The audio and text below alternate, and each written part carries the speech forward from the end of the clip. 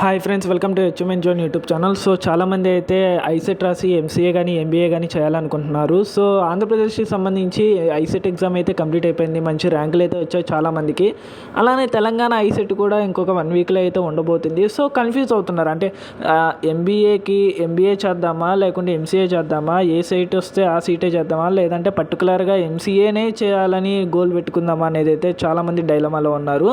So నేను MBA చేస్తే ఎలాంటి జాబ్ ఆపర్చునిటీస్ ఉంటాయి, కెరియర్ ఎలా ఉంటుంది, గవర్నమెంట్ జాబ్స్ ఎలా ఉంటాయి, ప్రైవేట్ జాబ్స్ ఎలా ఉంటాయి అనేది అయితే ఆల్రెడీ వీడియో చేశాను. సో ఈ వీడియోలో ఎంసీఏ చేయటం వల్ల గవర్నమెంట్ జాబ్స్ ఎలా ఉంటాయి, ప్రైవేట్ జాబ్స్ ఎలా ఉంటాయి, ఎలాంటి పోస్టులు ఉంటాయి, కెరియర్ ఎలా ఉంటుంది అనేది అయితే డీటెయిల్గా ఎక్స్ప్లెయిన్ చేస్తాను. సో వీడియో అయితే స్కిప్ చేయకుండా పూర్తిగా అయితే చూడండి. ఐసెట్కి సంబంధించి కానీ, గవర్నమెంట్ జాబులకు సంబంధించి కానీ, ఎడ్యుకేషన్కి సంబంధించి కానీ అప్డేట్ల కోసం, నోటిఫికేషన్ల కోసం హెచ్ఎంఎన్ జోన్ యూట్యూబ్ ఛానల్ అయితే సబ్స్క్రైబ్ అయితే చేసుకోండి.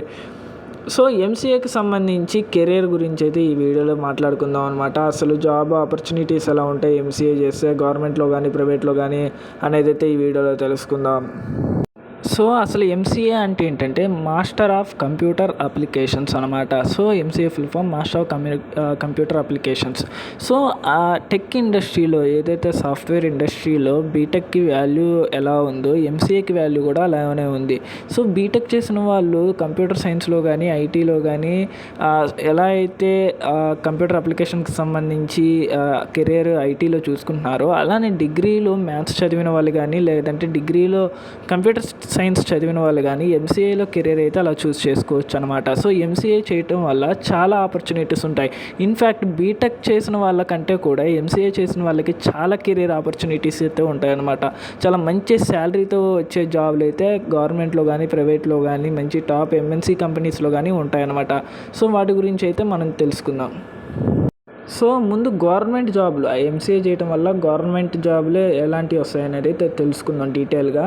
సో ఐటీ ఆఫీసర్ అంటే బ్యాంకులు ఉంటాయి కదా, ప్రతి బ్యాంకులో ఐటీ ఆఫీసర్ అయితే ఖచ్చితంగా కావాలన్నమాట. సో ప్రతి బ్యాంకు సంబంధించి స్పెషలిస్ట్ ఆఫీసర్స్ అయితే కావాలన్నమాట. బ్యాంకింగ్కి సంబంధించి ఆ సాఫ్ట్వేర్స్ కానీ, లేదంటే ఆ నెట్వర్కింగ్ కానీ, అప్లికేషన్స్ కానీ హ్యాండిల్ చేయడానికి, మెయింటైన్ చేయడానికి ఖచ్చితంగా ఒక ఐటీ ఆఫీసర్ అయితే ఖచ్చితంగా కావాలన్నమాట. సో దీనికోసం ఐబీపీఎస్ స్పెషలిస్ట్ ఆఫీసర్ పోస్టుల కోసం అయితే రిక్రూట్మెంట్ అయితే జరుగుతుంది.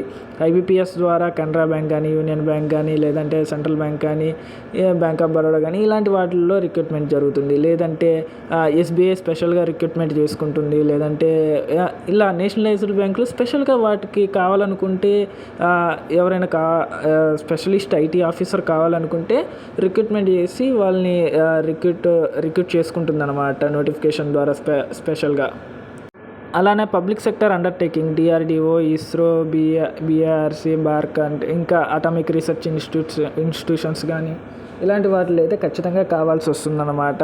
మీకు తెలుసు ఎలాంటి సిచ్యువేషన్స్లో ఎంసీఏ క్యాండిడేట్ కావాలి, ఇలాంటి ఆర్గనైజేషన్స్ ఎలా అనేది అయితే మీకైతే అర్థమవుతుంది. సో డిఆర్డిఓ, ఇస్రో, బార్క్ ఇంకా చాలా అయితే ఉన్నాయన్నమాట. చాలా పబ్లిక్ సెక్టర్ అండర్టేకింగ్స్లో అయితే ఖచ్చితంగా కావాల్సి వస్తుంది. అలానే సివిల్ సర్వీసెస్, యూపీఎస్సీ, స్టేట్ పిఎస్సీస్కి అయితే ఎనీ గ్రాడ్యుయేట్ అయితే ఎలిజిబుల్, ఇదైతే అందరూ ఖచ్చితంగా చేయొచ్చు. అలానే ఎస్ఎస్సి సీజీఎల్ అయినా అండ్ ఎనీ గ్రాడ్యుయేట్ ఎలిజిబుల్ కాబట్టి ఖచ్చితంగా దీనికి కూడా ఎలిజిబుల్ అవుతారు. ఎస్ఎస్సి సీజీఎల్కైనా, సిహెచ్ఎస్ఎల్కైనా, ఎంటీఎస్కైనా, సిపిఓకైనా, ఎయిట్కైనా.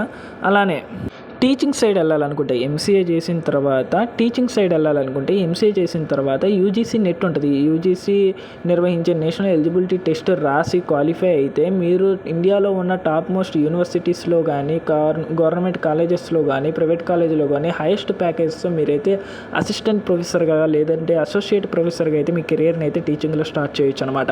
లేదంటే యూజీసీ నెట్ క్వాలిఫై అయ్యి పిహెచ్డీ చేస్తూ రీసెర్చ్ అయితే చేయొచ్చు అనమాట ఎంసీఏ క్వాలిఫికేషన్స్తో. సో గవర్నమెంట్ జాబ్కి సంబంధించి ఇవైతే ఉన్నాయి. ఇవి కాక డిఫరెంట్ ఇండిపెండెంట్ ఆర్గనైజేషన్స్ ఉంటాయి కదా, కొన్ని ఇండిపెండెంట్ రీసెర్చ్ ఆర్గనైజేషన్స్. సో అవి కూడా ఎప్పుడో ఒకసారి ఏదో ఒక నోటిఫికేషన్ అయితే రిలీజ్ చేస్తూ ఉంటాయన్నమాట. వాటికి సంబంధించిన ఐటీ ఆఫీసర్ కానీ, సాఫ్ట్వేర్ ఇంజనీర్ కానీ ఇలాంటి వాటికి కావాల్సిన వాళ్ళని అయితే రిక్రూట్మెంట్ చేసుకుంటుంది అనమాట. ఎంసీఏ వాళ్ళని, బీటెక్ వాళ్ళని అయితే ఖచ్చితంగా రిక్రూట్మెంట్ చేసుకుంటుంది అనమాట. ఇంకోటి ఏంటంటే ఇప్పుడు గవర్నమెంట్వి ఏదైనా ఫర్ ఎగ్జాంపుల్ ఒక సాఫ్ట్వేర్ ఇంజనీర్ కావాలనుకోండి ఒక గవర్నమెంట్ ఆర్గనైజేషన్లో, వాళ్ళు ఏమి ఇస్తారంటే బీటెక్ విత్ 5 years ఎక్స్పీరియన్స్ అని ఇస్తారు. ఇంకొకటి ఏంటంటే ఎంసీఏ విత్ 0 ఎక్స్పీరియన్స్ ఇస్తారనమాట. అంటే బీటెక్ చదివి 5 years ఎక్స్పీరియన్స్ ఉన్నోడు ఎలిజిబుల్ అవుతాడు, ఎంసీఏ చదివి అసలు ఎక్స్పీరియన్స్ లేని ఫ్రెషర్ కూడా ఎంసీఏ చదివితే ఎలిజిబిలిటీ అవుతాడు అనమాట. సో ఇదనమాట గవర్నమెంట్ జాబ్కి సంబంధించి. ఇంకా గవర్నమెంట్ జాబు వస్తే తెలుసు కదా, జాబ్ సెక్యూరిటీ, పెన్షన్ వస్తుంది, హై శాలరీ వస్తుంది, వర్క్ లైఫ్ బ్యాలెన్స్ ఉంటుంది, ఫ్యామిలీకి ఎక్కువ టైం ఇవ్వచ్చు, మంచి కెరియర్ గ్రోత్ ఉంటుంది, మంచి పొజిషన్కి వెళ్తాం ఫ్యూచర్లో గవర్నమెంట్ జాబ్ చేయటం వల్ల. సో ఇవన్నీ గవర్నమెంట్ జాబ్ చేయటం వల్ల, గవర్నమెంట్లో ఎంసీఏకి సంబంధించిన జాబ్స్ చేయటం వల్ల అయితే ఇవన్నీ బెనిఫిట్స్ అనమాట. సో ప్రైవేట్ సెక్టార్కి వచ్చేసరికి మీ అందరికీ తెలుసు, సాఫ్ట్వేర్ డెవలపర్, జావా, పైథాన్ ఇలాంటివన్నీ నేర్చుకొని పెద్ద ఎంఎన్సీ కంపెనీలో సాఫ్ట్వేర్ ఇంజనీర్ అయితే అవ్వచ్చు, వెబ్ డెవలపర్ అవ్వచ్చు, యాప్ డెవలపర్ అవ్వచ్చు, ఐటీ కన్సల్టెంట్ అవ్వచ్చు, డేటాబేస్ అడ్మినిస్ట్రేషన్ అంట, నెట్వర్కింగ్ అడ్మినిస్ట్రేషన్ అంట, ఏదైనా కానీ ప్రైవేట్ కంపెనీలో అయితే జాబ్ అయితే చేయొచ్చు. ప్రైవేట్ కంపెనీలో సాఫ్ట్వేర్ ఐటీ బెంగళూరు, ముంబై, హైదరాబాద్ ఎక్కడో చోట అయితే ఏదో ఒక సాఫ్ట్వేర్ కంపెనీలో జాబ్ అయితే చేసేయచ్చు అనమాట, ఎంఎన్సీ కంపెనీలో. సో కెరియర్ గ్రోత్ అయితే depends upon the company, depends upon the role అయితే ఉంటుంది. ఇక బెనిఫిట్స్ వచ్చేసరికి శాలరీ అయితే హైగా ఉంటుంది, ఇంటర్నేషనల్ ఇన్ కేస్ మీరు అబ్రాడ్ వెళ్ళే అవకాశాలు కూడా ఉన్నాయి, కెరియర్ గ్రోత్ ఉంటుంది, అలానే ప్రెషర్ ఉంటుంది, వర్క్ లైఫ్ బ్యాలెన్స్ ఉండదు, ఇంకా చాలా స్ట్రెస్ తీసుకోవాల్సి వస్తుంది. సో ఇవన్నీ ప్రైవేట్ సెక్టార్కి సంబంధించి డీటెయిల్స్, ఎక్కువ చెప్పాల్సిన అవసరం లేదు. చాలామంది ఎంసీఏ చేయాలనుకున్న వాళ్ళకి, సాఫ్ట్వేర్ గురించి తెలిసిన వాళ్ళకైతే ఖచ్చితంగా మీకైతే ఐడియా ఉంటుంది. సో ఆప్షనల్ పదవి ఇవి కాకుండా గవర్నమెంటు కాదు, ప్రైవేటు కాదు అనుకుంటే ఎంటర్ప్రీనర్షిప్ చేయొచ్చు. అంటే స్టార్టప్స్ ఏదైనా స్టార్ట్ చేయొచ్చు, ఫ్రీలాన్సింగ్ చేయొచ్చు, లేదంటే పిహెచ్డీ చేయొచ్చు, ఏదైనా సర్టిఫికేషన్ కోర్సులు చేయొచ్చు, ఇంకా ఏదైనా సర్టిఫికేషన్ కోర్సులు చేసి, ఇంకా హైయర్ స్టడీస్ చేసి, రీసెర్చ్లోకి వెళ్ళి ఇంకొంచెం బెటర్ పొజిషన్లో ట్రై చేయొచ్చు అనమాట, జాబ్ గవర్నమెంట్లో కానీ ప్రైవేట్లో కానీ. సో ఇది ఆప్షనల్ పార్ట్స్. చాలామంది వీటిని అయితే చూస్ చేసుకోరు, చాలా తక్కువ మంది ఫ్రీలాన్సింగ్ వైపు అయితే వెళ్తారు, కొంతమంది స్టార్టప్ సైడ్ వెళ్తారనమాట. సో నెక్స్ట్ ఒకసారి ఈ పై చార్ట్ చూసుకుంటే కంపారిజన్, గవర్నమెంట్ జాబులు ఎలా ఉంటుంది, ప్రైవేట్ జాబులు ఎలా ఉంటుంది, జాబ్ సెక్యూరిటీ గవర్నమెంట్లో హై ఉంటుంది, ప్రైవేట్లో మీడియంగా ఉంది, శాలరీ గ్రోత్కి వచ్చేసరికి గవర్నమెంట్లో మోడరేట్గా ఉంటుంది, ప్రైవేట్లో హైగా ఉంటుంది, వర్క్ ప్రెషర్ గవర్నమెంట్లో లో టు మీడియం ఉంటుంది, ప్రైవేట్లో హై వర్క్ ప్రెషర్ ఉంటుంది, పర్క్స్ అండ్ బెనిఫిట్స్ గవర్నమెంట్లో హైగా ఉంటాయి, ప్రైవేట్లో కొంచెం తక్కువగా ఉంటాయి అన్నమాట.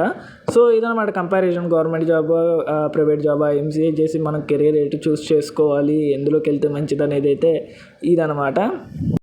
ఇక ఫైనల్గా మీరు గవర్నమెంట్లోకి వెళ్తారా, ప్రైవేట్లోకి వెళ్తారా, ప్రైవేట్లో ఎలాంటి జాబ్ చూస్ చేసుకుంటారు, గవర్నమెంట్లో ఎలాంటి జాబ్ చూస్ చేసుకుంటారు, అసలు ఎంసీఏ చేస్తారా చేయరా అనేది అయితే పూర్తిగా మీ మీద డిపెండ్ అయి ఉంటుంది, మీ ఆలోచన విధానం మీద, మీ కెరీర్ గోల్స్ మీద, కెరియర్ పాత్ మీద అయితే డిపెండ్ అయి ఉంటుంది. మీరు ఏది చదివినా సరే కాన్సన్ట్రేషన్తో చదవండి, ఒక గోల్ పెట్టుకొని దాన్నే ఫోకస్ చేస్తూ చదవండి. సో దీనికి సంబంధించి ఇంకా ఏమైనా డౌట్స్ ఉంటే కింద కామెంట్ సెక్షన్లో అయితే కామెంట్ చేయండి, ఖచ్చితంగా మీకైతే రిప్లై ఇస్తాను. సో వీడియో మీకు నచ్చిందని అనుకుంటున్నాను, ఈ వీడియో ద్వారా మంచి ఇన్ఫర్మేషన్ అయితే ఇచ్చానని అనుకుంటున్నాను. సో వీడియో మీకు నచ్చితే HMN Journey యూట్యూబ్ ఛానల్ అయితే సబ్స్క్రైబ్ చేసుకోండి.